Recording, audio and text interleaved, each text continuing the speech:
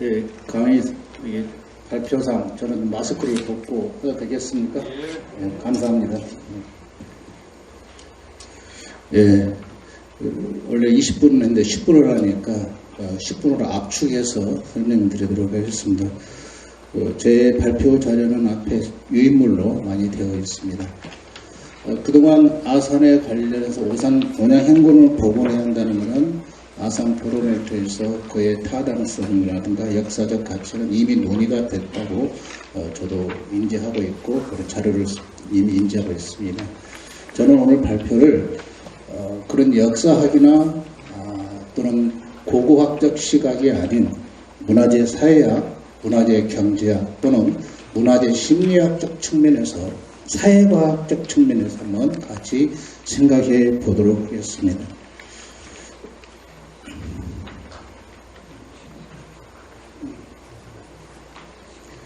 예. 먼저 이게 순서는 여러분이 책에 나와 있는 것 같이 온행 문화를 기억하자라는 주제와 그것이 우리 시대의 시대적 사명이다. 그리고 그것을 위한 장소 회복과 활용, 그 다음에 그런 것을 보존하기 위한 경제학적 측면, 역사 보존을 위한 경제학적 보존은 어떤 것인가, 그리고 세계유산으로 된 온천 마을이 있더라. 그럼 우리는 어떻게 할 것인가? 온천도 국가지정 문화재가 가능하다. 그러기 위해서는 우리가 역사를 보존하기 위해서는 온행 문화 관광 산업으로 전략적 선택을 해야 되겠다. 이런 소주를 잡아서 드려놨습니다. 이게 능력은 잘 아실 겁니다. 이미 관광 상품화가 되어 있죠. 별도로 축제가 필요 없죠.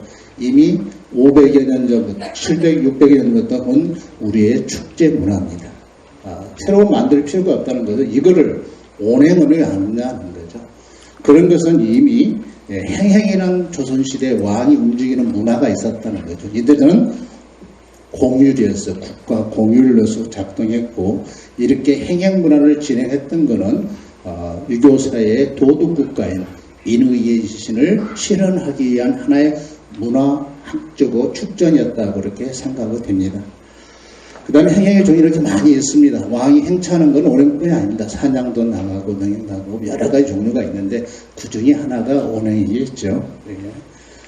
그리고 우리가 해서 이런 것들을 어떻게 우리가 기억을 해서 끝까지 문화유산으로 남겨갈 것인가. 우리가 기억이라는 단어를 속에서 이어나가는데 이런 것은 우리가 오래도록 잊지 않고 마음에 되새기면서 간직해야 된다는 거고 이걸 자연스럽게 우리가 전승해야 되겠다라는 것은 이미 많이 논의가 됐을 거로 봅니다. 이게 독일 사학자들에게는 사람이 모인다라는 자체가 우리가 역사의 기억을 서로 전승하는 것이다라고 이렇게 정의하면서 있습니다. 그러한 역사적 기억을 하기 위해서는 반드시 장소가 따르는데 장소는 이렇게 자연행과 문화의 힘으로 하나의 고유한 앙상블을 만들어내고 있고 거기에서 우리 삶에 연기하는 장소로서의 역할을 해왔다는 것을 이미 사전적 의미로 정리가 되었습니다. 장소는 바로 이렇게 위치, 경관, 시간, 행위에서 하나가 통일주로 해서 이루면서 의도된 생활, 의도된 이미지로 연출됐다고 봅니다. 우리는 이렇게 이러한 것을 이론적 배경을 볼 때 온양행궁이 갖고 있는 장소의 정신에 대해서 얼마나 고민을 해봤는지 장소가 갖고 있는 혼에 대해서 어떻게 생각해 왔는지 우리가 봐야 됩니다. 이러한 장소들은 우리가 발전하면서 새롭게 정체성을 안정화시키는 방향이 필요하다. 특히 여기에서는 이걸 보존하고 안정화시키는 주체의 태도에 중요한 역할이 있다고 봅니다. 그러기 위해서는 우리는 공적인 정체성과 대중적 정체성으로 분류될 수 있는데 지식 공동체 간의 공유는 이루어진 걸로 보입니다. 그러나는 여론 주도층에 과연 공유가 되어 있는지 합의가 이루어졌는지 이런 합의된 장소를 어떻게 우리가 만들어 갈 것인가. 인간답게 산다는 것은 의미 있는 장소로 가득한 세상을 산다는 것을 의미하고 곧 자신이 장소를 가지고 있으며 그 장소를 잘 알고 있다는 것이라고 그렇게 표현하기도 합니다. 우리가 행복한 장소를 위해서, 행복한 삶을 위해서 우리가 마음의 소리를 담는 원행 문화를 재현해야 되겠다. 더 나은 삶을 위해서, 그러기 위해서는 우리는 어떻게 생각을 해 만들어질 것인가. 두 개의 다른 문화 유전자가 있죠. 개발과 보존이라는. 이럴 때 새로운 시대를 만드는 기회가 되고 그 공간의 변화가 주는 것이 바로 문화의 진화와 변동이 이루어지며, 이런 것은 미래를 꿈꾸는 자들이 만든다라고 생각해 왔습니다. 공간의 해체와 재구성을 통해서 사회적 강추를 창출해내는 이런 의미가 있다고 봅니다. 이래서 우리는 이렇게 생각합니다. 역사 보존의 경제학적 측면에서 보면 이미 목욕관으로 된 건물문화재가 지정 보존되고 있습니다. 이런 화면을 통해 보듯이 이미 역사 보존의 경제학자인 권위자인 미국의 보존경제학자 도너만 학계만은 미국 조지아주를 통해서 그 역사 보존은 경제가치가 높은 경제활동이라고 정의를 내리고 있습니다. 자동차 생산, 컴퓨터, 건물 신축 사업, 역사 건축물 보존 사업과 비교를 했을 때 일자리 창출 효과가 자동차는 3.5개, 컴퓨터는 4개, 신축 산업은 14.9개, 문화유산 보존이 18.1개로 이게 증명이 됐다고 합니다. 이런 것을 볼 때 역사 보존이 바로 경제가치가 높은 경제활동이라는 것이 증명이 됐던 겁니다. 이런 것이 또 노르웨이에서도 비슷한 결과를 나타내고 있습니다. 이러한 것은 한 나라가 아니라 전 세계가 대동소이하다는 것을 보이고 있습니다. 경제가치와 효율성을 극대화하면서 역사문화 환경을 보존하는 일은 뭐니 해도 지역사회 구성원의 적극적인 참여가 있어야 한다고 이분은 말씀하고 있습니다. 우리가 역사복원의 지역 활성화의 전략의 첫 단계라는 것을 인식할 필요가 있다는 것입니다.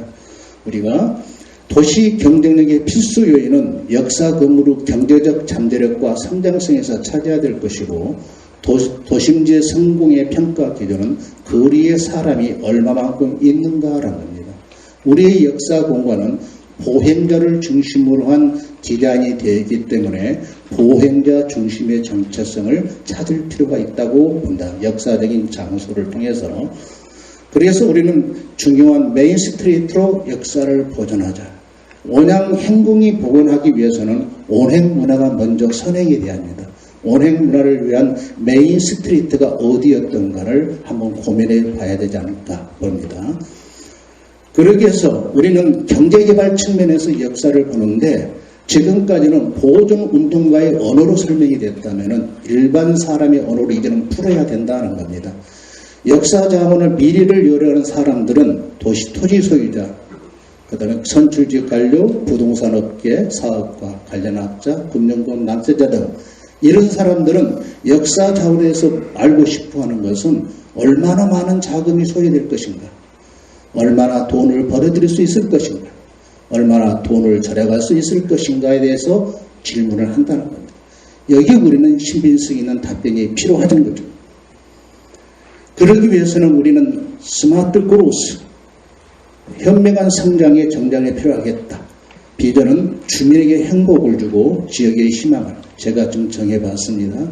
전략은 목표는 크고 높게, 그 다음에 진행은 순차적으로, 목표는 주민 중심에 상생하는 전략으로, 수단은 주민주도, 그 다음에 이를 위해서는 독창성을 확보하기 위한 국비 지원의 법적 안정성이 확보돼야 된다라는 것을 이게 스마트 그로스의 전략으로 생각해낼 수 있다고 봅니다.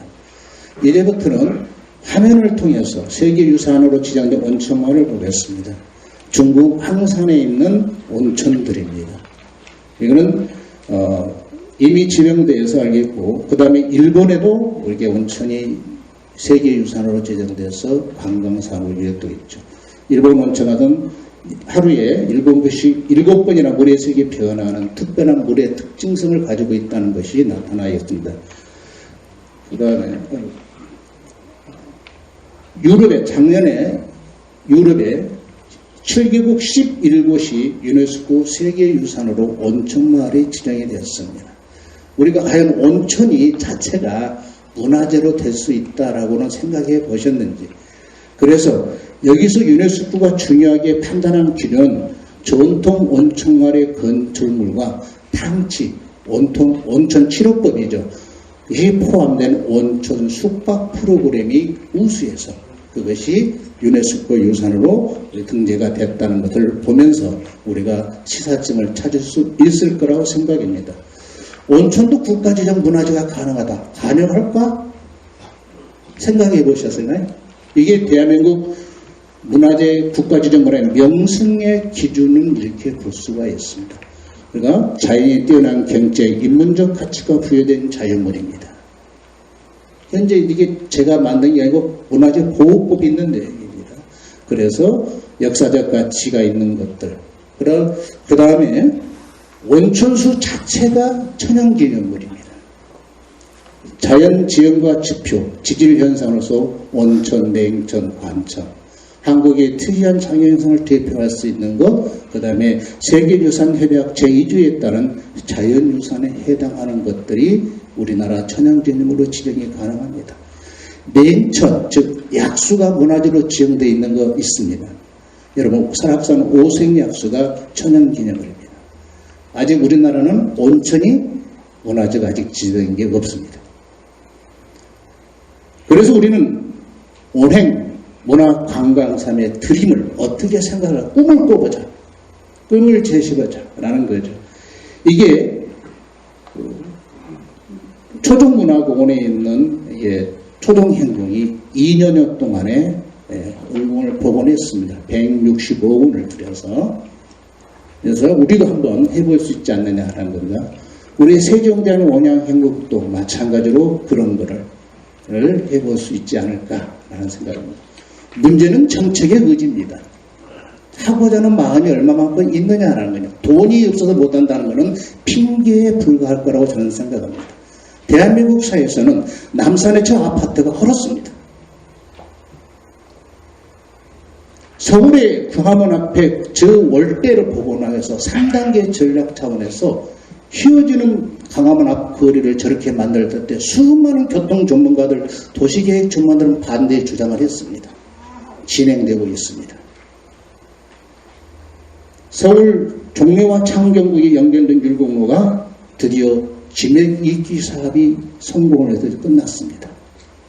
이처럼 걸 보면서 우리의 의지가 얼마만큼 사람의 마음이 작동이 되면은 안 된 게 없다라는 걸 이미 선행된 사업을 통해서 느껴볼 수 있을 거라고 봅니다.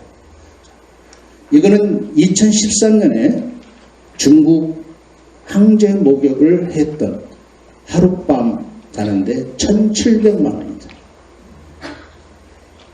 우리도 원양행궁을 복원해서 하룻밤 2천만 원짜리 문화를 만들어낼 수 있습니다. 세계 고객 1%만 상대합시다. 조 100바퀴 구르시겠습니까? 호박 한 번 구르시겠습니까? 전략을 바꾸시라는 거죠. 이게 이미 우리나라 원양행궁을 통해서 만든 목욕문화의 드라마에서 나온 것들인데, 목욕물이 매화, 복숭아, 오야나무 뿌리, 호두를 넣은 끓이물에 멧돼지 쓸개를 써서 사용했다. 우리나라 이런 문화 해보셨습니까? 세계인이 감동할 겁니다. 문제는 이렇게 인삼이 마늘탕, 창포잎도 했더라. 그리고 영조의 딸 하여봉주 묘지에서 화장품 세트가 발렸는데 그게 260만에 되살아난 조선대 공주의 화장품입니다. 왕비 화장품. 조선시대 왕비들은 화장을 안 했을 거라고 생각하시지 마십시오. 이걸 우리 합시다. 라고 저는 제안을 드려봅니다. 이미 우리 갤러리아 백화점에서 포르투갈 왕실 비누가 50g짜리 두 개가 96,000원입니다. 하나에 45,000원이 넘습니다. 5만원 정도 되죠. 터키의 전통 300년 전 제조 비법을 통해서 엑스트라 버진 올리브 비누를 팔고 있습니다. 그럼 우리는 비누가 없었을까? 우리도 조두라는 게 있습니다. 팥가루로 만들어서 목욕비누를 썼다라는 거죠. 이것이 여러분 보시기에 바가지 안에 가루비누를 넣고 쓰고 있고, 그 다음에 이런 세숫대야도 있더라, 문화재로. 이 세숫대야가 문화재 보물입니다. 이런 것들은 우리의 콘텐츠로도 얼마든지 연결될 수 있지 않을까. 그리고 500년 전의 기록과 고조리서에 담긴 원형의 밥수를 찾아냅시다. 이거는 임진 난중일기에 나와 있는 이순신 장군이 잡수셨던 음식을 진지박물관에서 재현해낸 겁니다.